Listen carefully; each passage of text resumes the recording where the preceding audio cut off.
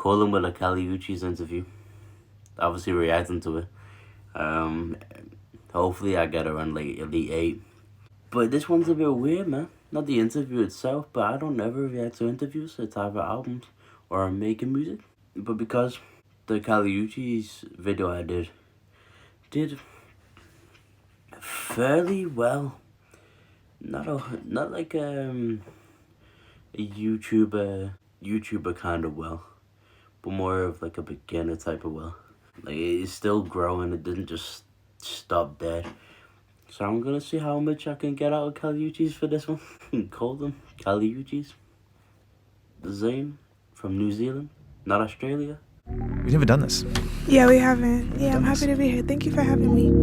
You would have thought that they would actually have an interview, especially coming after Red Moon and Venus, Isolation, the tour, where Call Me If You Get Lost tour. What a happy start to the year for you and Don. Congratulations. Thank you so much. Yeah, man, it's a surprising relationship with Don Toliver and Uchis. It's just a one music video. You know what I'm saying? If I can get one with Marseille mine, Yara Shahidi, her, Lady and Gabrielle Wilson, or even like a Annie Taylor-Joy at this point, bro. And I think it's amazing that, you and Don found each other, such incredible, unique artists in your own right, but that you get to build something that can exist in the creative space if you wanted to, but you've got something so much kind of bigger. Honestly, with the musicalities like Uchis has, and interesting cadence and melodies of the Don Toliver, if they did a collab album, it might be a solid album. But they only do like 8 songs, don't blow through with like 25, bro. Music was definitely for me that escape, I guess, And where did you escape to? What was the music that really sort of captured you and made you realize that this was yours and that this music spoke to you and gave you that safe space? So much different music. I kind of became just obsessed with finding obscure bands and music from other countries and music in all types of different languages. She said that I Wish You Roses, it was based off like a song that she had listened to, which is like I believe a Colombian song. It was based on a song that she had listened to like growing up and that, which isn't mean like I want to break up. Yeah, I didn't never needed you. It's just more like we had what we had. We move on, but I wish you the best. And it was like something like that. Like previous interviews with Big Boy, one where she's like trying to read the lyrics, like which song it was it her that sang it, you know what I mean? Even she did one with L, like the word associations, word song association game. All types of different eras, and that's when I really started digging into oldies and all of that. If I said I did deep dive and crate dig and, you know what I mean, this is regular. I got some Adele. I got some Erykah Badu. You know what I'm saying? Baduism. You know what I mean? I got some Diana Ross. Anita Baker. Great album. I listened to this like for the first time as I was on like a Christmas holiday. Headphones on. I didn't really get to listen to the vinyl yet. But great album. The Goats, The Temptations. The Queen, bro. Whitney Houston. Which is a crazy vinyl too. Got like the clear orange. I should get like the Red Moon and Venus, to be fair. Last one of my goats of R&B, the female, my favorite female artist is her. Which is like this was a weird find. Like the album's solid. I don't think it was a real album though. Like the album is real. Just the placements of the tracks is crazy.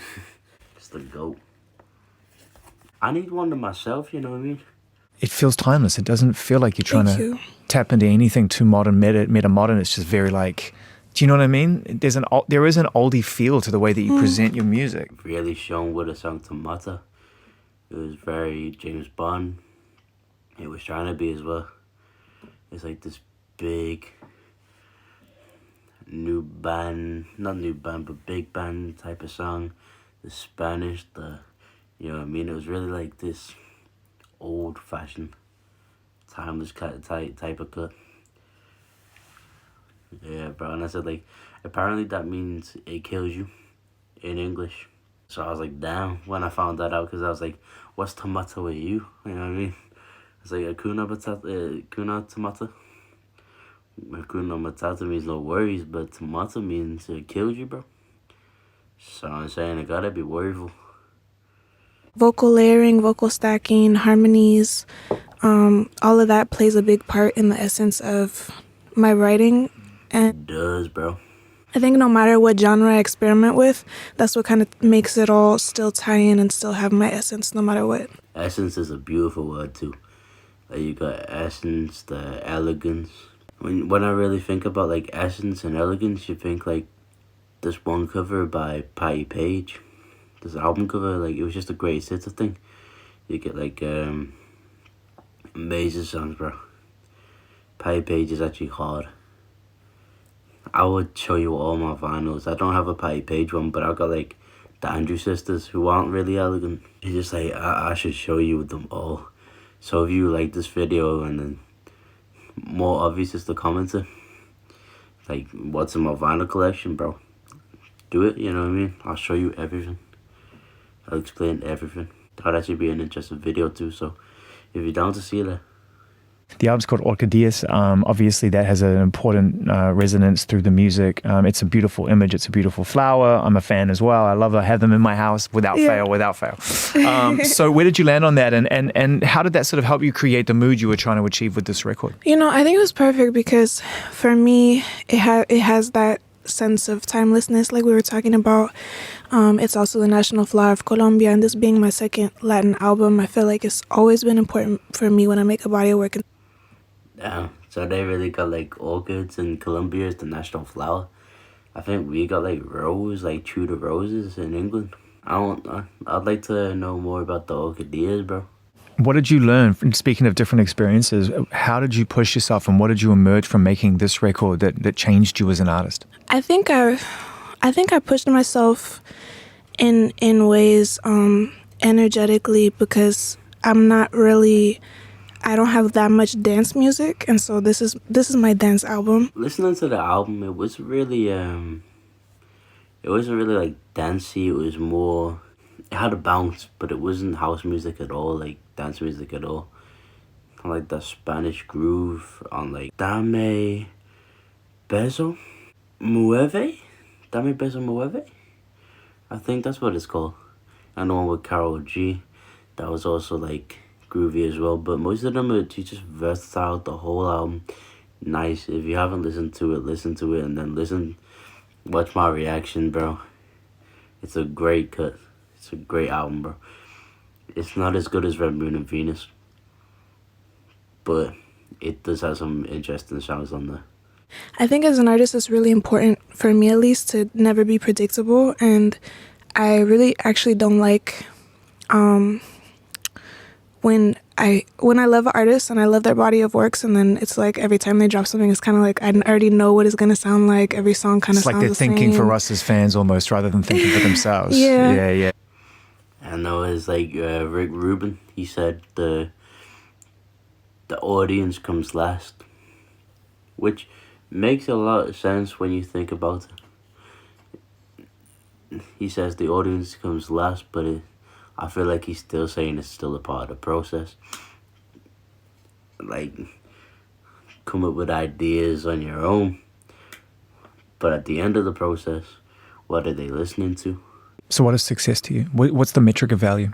Ooh, for me, I think success, like luxury, I learned is really just being able to do whatever you want every day. Having peace, because freedom of count. But that's what I want, you know what I mean? The luxury of just being able to control what I'm doing next. But I don't get that right now, which is fair. A lot of people around my area is just like very regular people, very regular lives. Yeah, like we don't really have too many famous people. I'm trying to be like doing all this YouTube, bro. I can say, bro, if you like and comment, you can see me either make more music, or you can see me show off my vinyls, trying to flex on you. You know what I mean? Bringing out the old fashioned stuff, bringing out the new school, the new cuts you ain't even know I had. I think I revealed all my new cuts, but still, y'all don't know, bro. I create every day. I have a whole nother album I'm ready to drop this year. It's fire, but I already explained the problem. If you do too many albums, you get used to how things like should be. But most of the time, that's not how it should be. You're overloading yourself. You're like, oh, okay, I can get a little bit of groove out of this, so I'm gonna dance to this. I'm gonna put this on. I'm gonna put this on the album. But then you don't realize like what it's like sonically. As more as you're thinking about it, like aesthetically or something like that. You know what I mean? You know, the tour was a little bit stressful. The second half of the tour, I was pregnant, so it was a little bit stressful because. Oh, bro, you have to wonder sometimes, like, why don't they ever stream the performances? She didn't really want her pregnancy to be out like that, just in case something unlucky had happened, you know what I mean? And it's like, damn, then the news has all of that, then it's out for like a while, in like Kelly Uchis, oh yeah, she had this licky thing. I ain't gonna say too much because I don't think they had the baby yet, so I ain't trying to say too much yet. You know what I mean? So that's why she didn't want to she didn't really want to stream her performance at Flugno.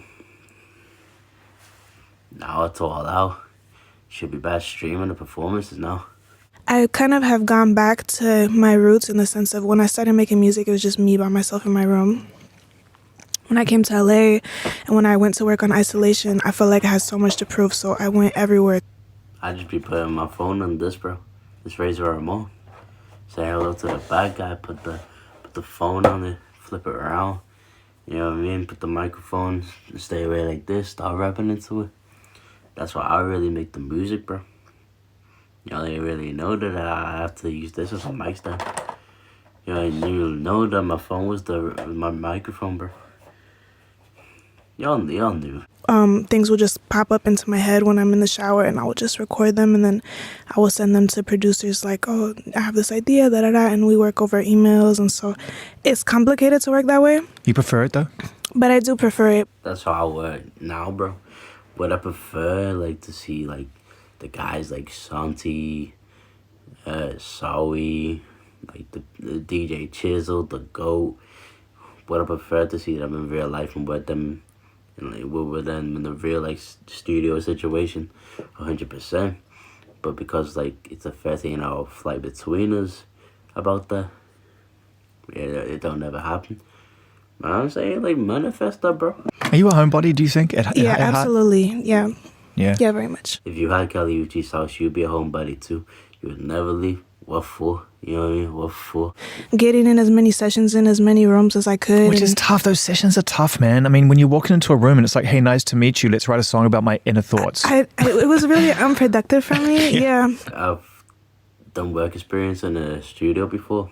Honestly, you have to let the artist talk. As much as you're the person that's putting everything together, as I was a producer, you have to let the artist talk. You can guide them as much as possible because you've got information that they didn't even know because they don't know too much about production, but they have ideas, you know what I mean? I think that's the thing that definitely ties it into the general essence of my music is that even though it is so different from the other stuff that I have, it is dreamy still, which is a word that gets thrown around a lot when it comes to my songs, so... Yeah, man, she got that Moonlight, the Come Take Care of Yo.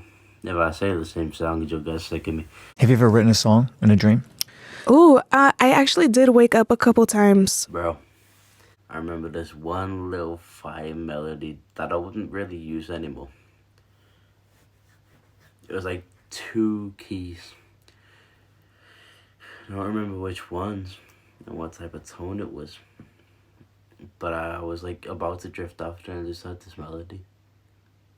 But I knew it wasn't in a real like song that I felt like that is just stuff that I'd be think about. But I don't really remember it like that no more. Why did you work with Peso? What do you love about him? Well, for me, I just love Mexico in general. My uncle is Mexican, and he was like kind of like a part-time dad to me. So I've always felt really close to Mexican culture and Mexican people. Peso Pluma really came out of nowhere. I didn't really see nothing about him till he went like sneaker shopping, and then I think Kyson had did a reaction. And then from there, I've just been seeing him. Kind of came into my head like Uchis is kind of like if she carries herself like Chloe Bailey, but her mentality is Halle. Yeah, I feel that if I could do it over again, I definitely wouldn't have signed so early. And I mean, like a lot of other artists, you know, I got a really bad deal. You want to know something about me that you probably didn't even know like that? I won't say too many names. I'll respect because I grew up listening to this guy. But in about like 2 months ago, a certain rapper who did a soul song that wasn't... I should be really giving clues out. But let's say after a certain soul song that this rapper had done, he kind of fell off a bit, unfortunately. And in November, he's talking about trying to sign me. If I had took that deal, I don't think it would have been a good idea, bro. Like, say if I was really 16, I see a verified rapper that I used to know, like listen to like that, I think I would have been done over. But because I'm 18 now, diploma, I got like more of a logical thinking, even though I'm more right brain than left. I couldn't let it happen, you know what I mean? I said, let's do a song together. Let me feature on one of your songs because I don't have a label, so I don't have to get nothing cleared. And he said no. But he just let me on scene after that. I speak to a therapist now, and she talks to a lot of other artists. And she told me the other day, she was like, you're the only artist that I talk to that when we talk, we literally just talk about personal life, family, like real shit, real issues. And she's like, all the other artists that I talk to, they're like, you know, they're going through like trying to figure out what to do next and where to, you know. And for me, that's like the easiest, most simplest part of my life. So I don't have that type of struggle. How do you find out? It's a weird thing to go to therapy for. They talk about like, I go to therapy. Bro, what's the next move? What's the next album? To do that with the therapist, bro. That's not a therapy, bro. That's your Instagram story. I don't want to know from my therapist who my therapist is talking to. Like, you know. Yeah. That's true as well. That's confidentiality. Man. A couple other her clients, but I know that You know who they are. Yeah. I do know who a couple of them are, but that's because Mad confidentiality. when someone had recommended me her, they were recommending her in the sense that they were like, there is things that we go through, and being in the spotlight and being, you know, those types of things do affect people's mental health. So that was the main reason why I was like, okay, that's cool that she's worked with other people that have my job, because she has a little bit of insight into dealing with. It's confidentiality from the therapist of like telling Callie kind of, it's like confidentiality though.